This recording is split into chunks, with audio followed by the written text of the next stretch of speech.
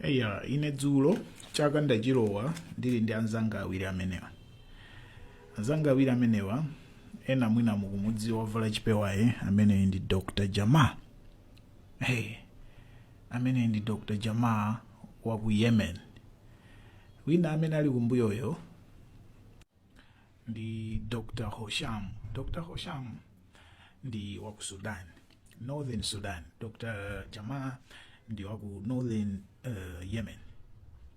Anzanga amene wanda amene ndimacheza nawo posachedwa baso ndikamaliza video ndi pita ndi Dr. Jama ndi aperekeze pena pake.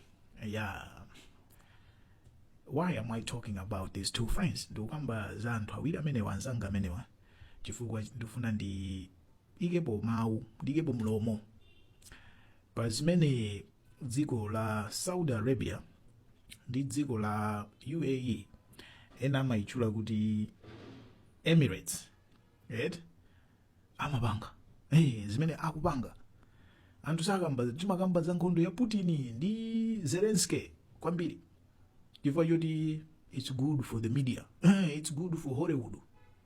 Koma there is war yomwe yikupha anthu ofanana ndi ife tomwe, anthu aku Sudan. Ndipo nkhondo imeneyi mulibemo ene Western power, mulibemo ene America, ene France. It's Saudi Arabia, it's Qatar, it's UAE, it's Emirates. Maina ake ndi amenewa, maiko ake ndomwewo ali maina angapo ndomwewa. How? People who are fighting, ndinakambapo mbiri ya nkhondo ya ku Sudan, ndinanena kuti kuli general amene kalelo anali wa paramilitary, ndi amene ali ndi army yake yomwe imalimbana ndi army ya Sudan, National Army ya Sudan. Ndipo amakhala kupulisana kumalandana malo padakali pano capital city ya Sudan inaphwasulidwa imene inali nonse mukudziwa Sudan inali dziko lotukuka, capital city yake yotukuka, koma anaphwasula Dr. Hosham anabadwira mu capital city ya Sudan. Kubadwa nkukulira momwemo, family yawe momwemo.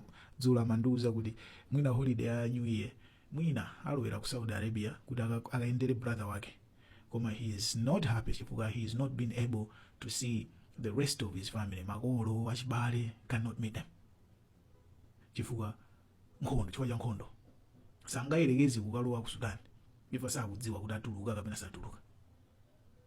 Amene angakwanitse andalamako amapasa azibale awo aja kuti atulukeko, mwina apite ku Egypt, mwina apite ku Eritrea, mwina apite ku Ethiopia kuti akakumane nawo umenewo, koma the rest palibe chimene angachite. So people are suffering in Sudan.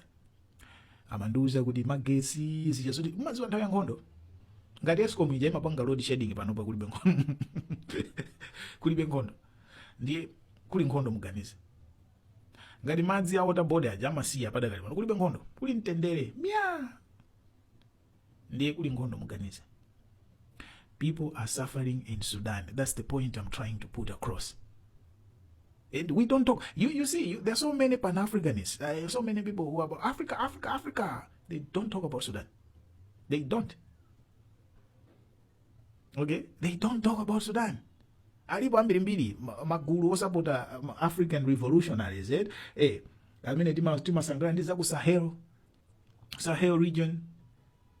Sudan. What about Sudan? What about Sudan? Why are we not making content, videos of Sudan? This year, abanganauza kuti Sudan yagulisa record golide 1 billion kuposa last year. Zuteka bwanji in the midst of war, in the midst of all the destruction, golide akugulisidwa bwanji mabuno bwino kumaposa so ma record last year ndipo akugula ndani.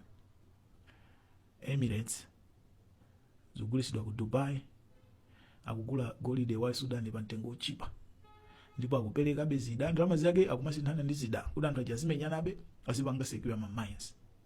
Sudan. And this is not America. This is not Western countries.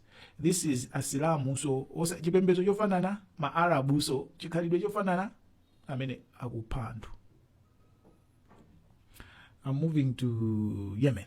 Yemen dzana Saudi Arabia inakapulisa papoti ina ku Yemen.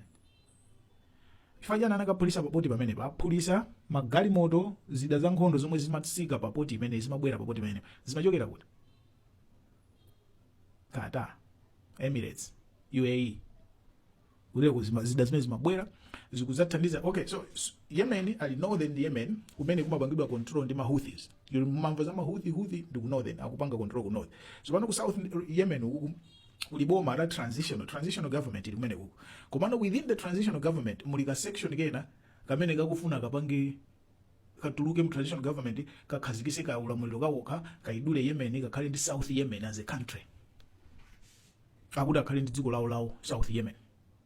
Ndipo akhala kumenyana ndi transitional government. Transitional government imathandizidwa ndi Saudi Arabia. Iwo amathandizidwa ndi nani? Ma Emirates. Ku north ku Houthis amathandizidwa ndi Iran. Zonsezi zikuchitika. Tikamakamba ife tikakhala pa social media timangotaipa zimene tikufuna ife tidakhuda nayo imene tidadya kanyenya wanthu takhuda. Koma people are dying on the ground. People are dying in Yemen. Yemen nkhondo inayamba 2011. 2011. Nakuonetsani kale pa mapu. Yemen is very close to Africa. Kuli ma Yemenis ambirimbiri ali ku Kenya, ali ku Ethiopia, basi anabadwira kumweko, akulira kumweko. This guy, Dr. Jama, is just my latest friend who didn't to color building emoji. But over the years, ndakumana ndi ma people from Yemen ambirimbiri, very friendly to Africans, very, not even racist. Sima Saudi ya. Sima Saudi ya. Oh, these people anyway. Kuli a lot of hypocrisy kunjako. Hypocrisy chifukwa timakonda kupanga kondemu zinthu zija zikamachitidwa ndi anthu amene ife timasangalala nawo. Koma zinthu zomwezo zikamachitidwa ndi anthu amene ife timasangalala nawo, we are quiet. We are very quiet. Lero Israel yanena kuti Somaliland tivomereza kuti ndi dziko. Muone magulu anthu amene atsutsa amene akuthira moto ku Somalia kuti zimene zipanga kondemu, muone kuti magulu ake ndochokera kuti. Magulu amenewo ndi amene amasangalala ndi war yomwe yakhale kuchitika ku Somalia all these years. Somalia aja akamavutika, Somalia aja akamakhala in chaos. Kuti Somalia is not developing, is not taking control of its maritime resources. Silibe mphamvu zoti ingapange control kumene kuchi, akupanga control ndi Dubai ndi anzawo. So they like kuti iniyo mukhale in chaos, iwo azilemera. They like kuti iniyo should be fighting, iwo azilemera. Kenaka muzikapembeza, muzipita kumene kupita ku Holy Land. That's what they like. They are afraid kuti kumene kuja kukakhala mtendere. Inu muyamba kulemera, mukhala powerful, nanunso muyamba kupanga demand kuti no, we want to control our resources. Naona munthu akusaukisa kumapanga kuti uzivutika cholinga iweyo uzimpembezera iye.